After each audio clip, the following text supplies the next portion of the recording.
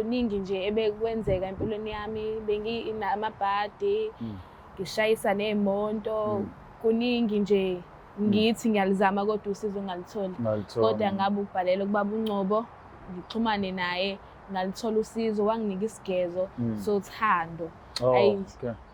Even ngisho emsebenzini kuyimanje ngipromothiwe, nje kuhamba kahle yonke into, nasothandweni umuntu enginobudlelwane naye yonke into ihamba kahle.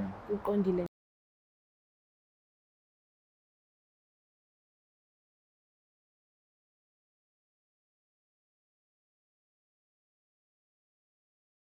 Nina bekashana kaMenzi yaphuza umlaza ngameva nina bendlonhle nophapha ekhanda enhlana sezantsi kuyifundisa zethu zonke ke ikhona eNingizimu Afrika sibingelele njengenjwayelo ke le Black Live TV igama lohlelo ke izimpande zama-Afrika igama lami King Sichaka ngwakaluqa. Mase sifikile ke ngeke ngachaza ukuthi sizoxoxa ngezinto ezithinta izinto zesintu noma ngithi imithi yesintu nabantu ke abakholelwa kuyo nasebebona ushintsho lwenzeke empilweni zabo nabakhalayo ke kwesisikhathi sibone ukuthi ikhona isixazululo noma umuntu akaqhubeke nokukhala. Siqala ngokubingelela esihambeli sethu esiwumlapho wendabuko ubaba uMapholo mfowethu. Mfowethu. Nikahle. Hayi siyancane mfowethu akukho ukukhala. Hayi mangekho ukukhala kunina nakithi ke kuvele ngabe khona total. Yeah. Sithemba ukuthi ke kusahamba kahle impilo isaqhubeka kahle nomsebenzi. Mfowethu uyazi nawe mase sengize kanje nami ngisuke ngijabulile ngoba ngisuke ngizotshengisa abantu inqubela phambili kahle kahle nomsebenzi wokhokho nobaba mkhulu. Nakhona nje ukuthi sikucela ukuthi udilike kungakhona ukuhlela kwakho kwabantu abakufunayo eThekwini. Siyazi ukuthi wena umningi eGoli. Kodwa nabo abantu eThekwini bethe dilike uze ngapha. Leyo nto ifika kanjani nje kuwe? Hey shothi sengizo-expanda mntaka baba mhlawumbe nami ngibe nesinye isigodlo ngala ngiye ngala ngiye nangala ngoba ngiyabona ukuthi kahle kahle sebengidonsa ngaye iBlack Life bale befonele iBlack Life bethi hayi sifuna ukuthi sizobonga nathi ukuthi nasilethela lo muntu lo nje bese sisilethelile sinento esifuna ukuyikhuluma. Sho nje mntaka baba kuyangijabulisa ngoba umsebenzi wobaba mkhulu uyohlezi uhambela phambili mfowethu. Yeah. Bonga thina. Kodwa ke asize kwisihambeli sethu sosuku sizwe nakhona ukuthi njengoba nje nishaya ucingo nathi akafika ubaba uNgcobo kungani sabona sisi? Yebo sawona bodi. Ubani osisika? Igama uSibangele Zondi. Awu. Aseqonda nanga kulungile. Mhlawumbe ngoba nangiba uMapholo busekhona uke wangixoxela mina ukuthi kungani uthe ufisa ukuzobonga ubuso nobuso umbono. Mhlawumbe ungakuxoxelela nababukeli bethu kungani ula? Ngibhalele kwaBlack Life ngokuzobonga kubaba uNgcobo. Benginenkinga emsebenzini nasothandweni kungahlangani abantu engithandana nabo ngihlukana nabo and ngingazi ukuthi ngingenza kanjani because ziningi indawo esengihambile ngizama ngifuna usizo ngalitholi and ngaba ukuthola omunye umuntu wayekhuluma naye kuBlack Life ngobaba uNgcobo ngathi akangixhumanise naye because kuningi nje ebekwenzeka empilweni yami benginamabhadi ngishayisa nemoto kuningi nje ngithi ngiyalizama kodwa usizo ngalitholi. Kodwa ngabe ukubhalela kubaba uNgcobo, ngixhumane naye, ngalithola usizo, wanginika isigezo sothando. Even ngisho emsebenzini kuyimanje ngipromothiwe, nje kuhamba kahle yonke into, nasothandweni umuntu enginobudlelwane naye yonke into ihamba kahle.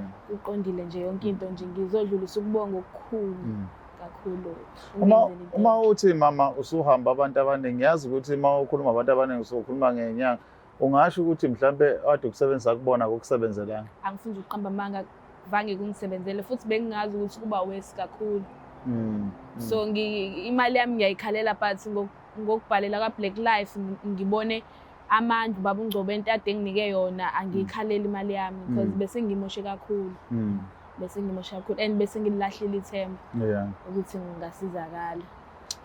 Mapholo ngiyazi ukuthi masikhuluma ngale mithi oyisebenzisa mina ngize ngidide.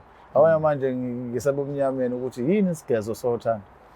Ngizoqala nje ngichaze ngesigezo sothando mfowethu bese ngiyachaza futhi ukuthi yini futhi yabuye yamlekelela ukuthi nasemsebenzini abe umuntu othandekayo. So isigezo sothando ntababa yinto oyisebenzisa kakhulukazi if ubone ukuthi unenkinga kwi-relationship. Mhlambe umuntu othandana naye usuyabona engathi useqala ukuqhela. So lana ke mfowethu ke ngikunikeza umuthi ofika uhambe uyogeza ebusweni ugeze nengaphansi lakho. Bese uthatha lawo manzi lawo uyothola isihlahla esikhulayo. Bese umuchelela lesihlahla lezi uchelela impande uchelele naso isihlahla ukhulume usho yonke into ofuna ukuthi yenzeke othandweni lakho nalowo muntu loyo. Yeah. Ukukhula kwalesi sihlahla mfowethu kuba ukukhula kothando lwethu. Khumbula ukuthi isihlahla esincane mfowethu silike sikhule njalo ukuze sizofika ekugcineni la sesigcina khona. So nothando lwakhe mfowethu uzolike likhula njalo.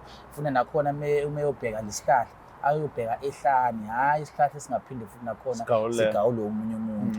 And then emva lapho mfowethu-ke ngase ngimupha neyiwasho-ke nayo ukuthi phela-ke uma ubaba wasekhaya eseqale ngathi uyasondela nje uyamthanda wenza konke lokade kushilo asondele kuyena naye esehlambululekile ethandeka ngoba ngifana intando kulezi yiwasho mfowethu. So ingakho-ke uthola ukuthi igcine futhi nakhona ibamba ngalanga kwi-relationship lento iphinde ibambe nasey'ntweni zakhe-ke nje zokuthi adlondlobale empilweni.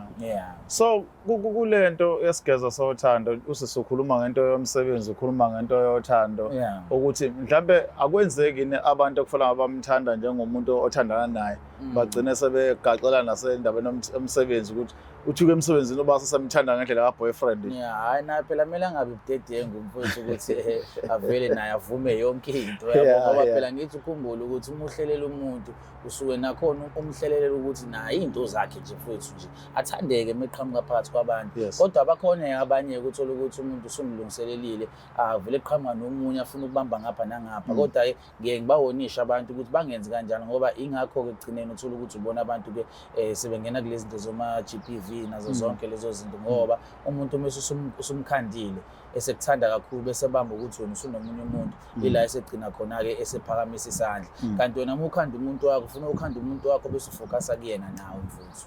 La ngihlala khona mina kunendawo ekuthiwa isemjondolo. Ila sibona khona abantu kakhulu thola bafike bobabili bezoqasha bahlukane noma bengahlukani hlala uzwa kuxatshwana nje kujijelwana ngamagama nani. Out of the blue ubona sekuthulekile sekunothando sekupholile. Ezinye zezinto lezi bamapholo oyisebenza kakhulu uma ngabe usebenza abantu ugcizelela wenza isiqiniseko ukuthi kuba nokuthula ekhaya. Phela ngithi sayifaka ney'nkambi zokuthi umuntu azinze mfowethu angabi umuntu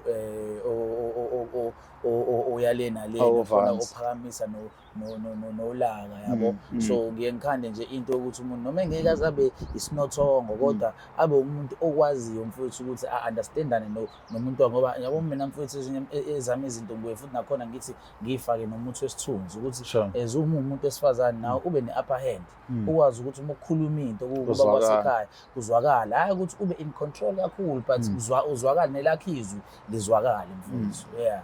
So now manje njengoba usho ukuthi izinto sezikhambela kahle nasemsebenzini ukhululekile nakubaba ku-right. Are you sure ukuthi lo muntu othi ku-right kuyena uyena muntu omthanda ngenhliziyo yakhe yonke awumgangeli wena? Angimgangeli ngiyamthanda. Uhleli nje. Ngihleli nje Nkosi yami. Ngoba ngiyambuza wangcoba wangitshela ukuthi izinto yena azenzayo akuzona imlingo akuzona izinto ey'banzi ziyavuselela.